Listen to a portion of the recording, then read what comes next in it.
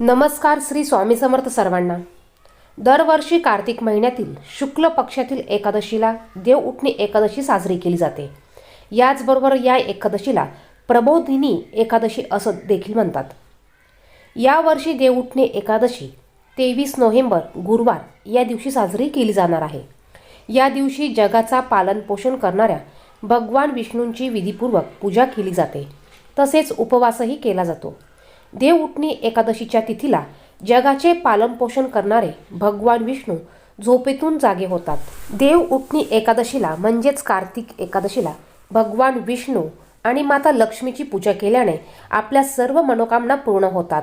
यामुळे आपल्याला उद्याच्या एकादशीच्या दिवशी श्रीहरी भगवान विष्णू त्याचबरोबर माता लक्ष्मी यांची पूजा करायची आहे. श्रीहरींना आपल्याला पिवळ्या वस्तू अर्पण करायच्या आहे. पिवळी मिठाई, पिवळे फुलं तुम्ही श्रीहरी भगवान विष्णूंना अर्पण करू शकतात. याचबरोबर एकादशी असल्यामुळे तुळशी पत्र आपल्याला भगवान विष्णूंना किंवा आपल्या घरातील बाळकृष्णाच्या मूर्तीला अर्पण करायचे आहेत. उद्या एकादशीच्या दिवशी आपल्याला तुळशीला स्पर्श करायचा नसतो. तुळशीला हात लावायचा नाही, तुळशी पत्र आपल्याला तोडायचे नाही आणि तुळशीला पाणी देखील आपल्याला अर्पण करायचे नसतं. यामुळे तुळशी मातेचं निर्जला व्रत हे तुटतं असं म्हणतात आणि आपल्याला त्याचे दोष लागू शकतात. याच दिवशी आपल्याला संध्याकाळी आपल्या घरातून ह्या काही गोष्टी फेकायच्या आहे. यामुळे आपल्या घराला दोष, नजरदोष, दृष्ट लागली असेल किंवा घरातील व्यक्तींना दृष्ट लागली असेल, वाईट शक्तीने आपल्या घरामध्ये प्रवेश केला असेल तर या सर्व गोष्टी नाहीशा होणार आहेत. व्हिडिओला सुरुवात करण्या अगोदर तुम्ही जर का चॅनलवर नवीन असाल तर असेच माहितीपूर्ण व्हिडिओ बघण्यासाठी चॅनलला सबस्क्राईब करा आणि तुम्हाला जर का माझी व्हिडिओ बघायला आवडत असेल तर व्हिडिओला नक्कीच लाईक करा. चला तर मग व्हिडिओला सुरुवात करूया. उद्या कार्तिक एकादशी आहे. आपल्याला कार्तिक एकादशीचा उपवास सर्वांना करायचा आहे, कारण ही एकादशी सर्वात मोठी एकादशी आहे. याचबरोबर बघा, आपल्या घरामध्ये वास्तुदोष असतील, मुलं किरकिर करत असतील, मुलांना जर का दृष्ट लागत असतील, आपल्या घराला जर का दोष लागले असतील, वास्तुदोष असतील किंवा नजर लागत असेल, आपल्या घरात जर का एखादी व्यक्ती सारखी आजारी पडत असेल, मुलं जर का किरकिर करत असतील, त्यांना जर का सारखी दृष्ट होत असेल, तुमच्या घरात कुठलीही अडचण असू द्या, कुठलाही प्रॉब्लेम असू द्या, कुठलाही प्रश्न असू द्या, यासाठी तुम्हाला उद्याच्या दिवशी हा एक छोटासा उपाय करायचा आहे. बघा, 100% रिझल्ट देणारा हा उपाय आहे. हा उपाय आपल्याला अशा विशिष्ट तिथीला करायचा असतो. अशा विशिष्ट तिथीला, विशिष्ट दिवशी आपल्याला हे उपाय करायचे आहे. उद्या गुरुवार आलेला आहे आणि त्याचबरोबर उद्या एकादशी देखील आलेली आहे. तर बघा, या उपायासाठी तुम्हाला काय काय वस्तू लागणार आहेत ते आपण सर्वात अगोदर बघूया. तुम्हाला दिवसभर श्रीहरी विष्णूंची पूजा करायची आहे, त्यांचं नामस्मरण करायचं आहे. ओम नमो भगवते वासुदेवाय नमः या मंत्राचा जास्तीत जास्त जप करायचा आहे. तुम्हाला सकाळी आणि संध्याकाळी तुळशीसमोर शुद्ध गाईच्या तुपाचा दिवा लावायचा आहे. संध्याकाळी 6 नंतर तुम्ही हा उपाय करू शकतात. 6 नंतर तुम्ही 12 वाजेपर्यंत कधीही हा उपाय करू शकतात. या उपायासाठी तुम्हाला थोडंसं जाड मीठ लागणार आहे. 7 लाल सुकलेल्या मिरच्या तुम्हाला घ्यायच्या आहे. यानंतर काळे तीळ तुम्हाला घ्यायचे आहे. बघा, या उपायासाठी तुम्हाला काळे तीळच लागणार आहे. पांढरे तीळ तुम्ही ह्या उपायासाठी घ्यायचे नाही.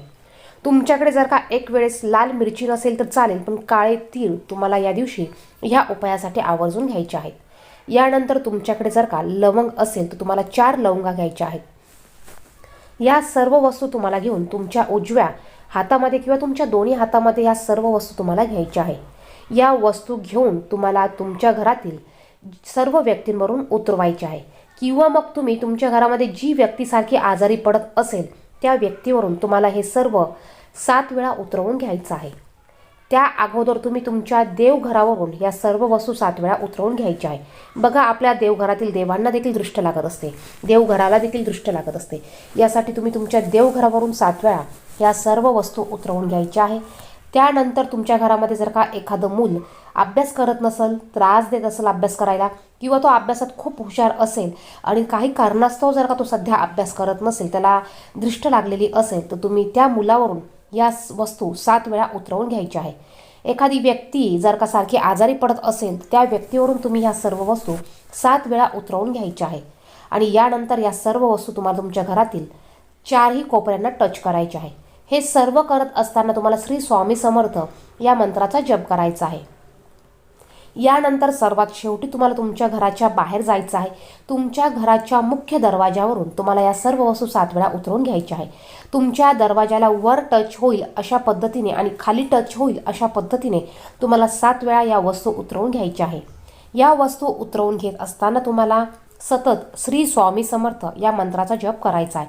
बघा, आपल्या घराला देखील दृष्ट लागत असते. काही व्यक्ती असतात, काही लोक असतात की ते काही वेळेला काही शब्द बोलून जातात. त्या शब्दांचा दोष आपल्या घराला लागतो, आपल्या घराला देखील दृष्टी लागते. त्यामुळे आपल्या घरामध्ये वादविवाद, भांडणं किंवा पैशाला पैसा न लागणं, लक्ष्मी घरात स्थिर न राहणं, या सर्व गोष्टी होत असतात. तुमच्या घरामध्ये देखील जर का लक्ष्मी स्थिर राहत नसेल, पैसा येतो पण तो पुरत नसेल, पैसा येतो पण काही कारणास्तव तो जर का बाहेर जात असेल, तर या सर्व गोष्टींसाठी तुम्ही हा उपाय करायचा आहे.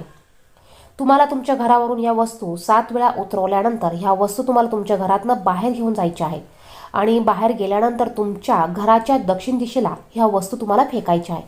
बघा, या वस्तू फेकत असताना त्या कोणाच्या अंगणात पडणार नाही, कोणाच्या अंगावर पडणार नाही किंवा कोणाला याचा त्रास होईल अशा ठिकाणी या वस्तू तुम्हाला फेकायच्या नाही. तुमच्या घराच्या दक्षिण दिशेला जर का या वस्तू फेकायला जागा नसेल, तर तुम्ही या सर्व वस्तू तुमच्या घराच्या थोड्या लांब अंतरावर जिथे चौमुखी वाट असेल किंवा रस्ता असेल तिथे तुम्ही फेकू शकतात. यासाठी तुम्ही हा उपाय थोडा उशिरा केला तरी चालेल, जेणेकरून रात्री कोणीही तुम्हाला बघणार नाही किंवा कोणाच्या अंगावर पायाखाली ह्या वस्तू येणार नाही. किंवा मग तुम्ही सरळ, तुमचा जर का डस्टबिन घराच्या बाहेर असेल तर तुम्ही ह्या वस्तू तुमच्या डस्टबिनमध्ये टाकून देऊ शकतात आणि दुसऱ्या दिवशी हा कचरा तुम्हाला कचरापेटीमध्ये नेऊन टाकायचा आहे. बघा, हा उपाय करत असताना कोणालाही या उपायाने त्रास होता कामा नये किंवा कोणाच्या घराच्या अंगणात या वस्तू पडता कामा नये, याची दक्षता आपल्याला घ्यायची आहे. तरच आपल्याला ह्या उपायाचा लाभ किंवा आपल्याला फायदा होणार आहे. तर या पद्धतीने तुम्हाला उद्याच्या कार्तिक एकादशीच्या दिवशी संध्याकाळी हा उपाय आवर्जून करायचा आहे. अत्यंत पॉवरफुल असा हा उपाय आहे. व्हिडिओमध्ये सांगितलेली माहिती आवडली तर व्हिडिओला नक्कीच लाईक करा. चॅनलवर नवीन असेल तर चॅनलला सबस्क्राईब करा. धन्यवाद. श्री स्वामी समर्थ.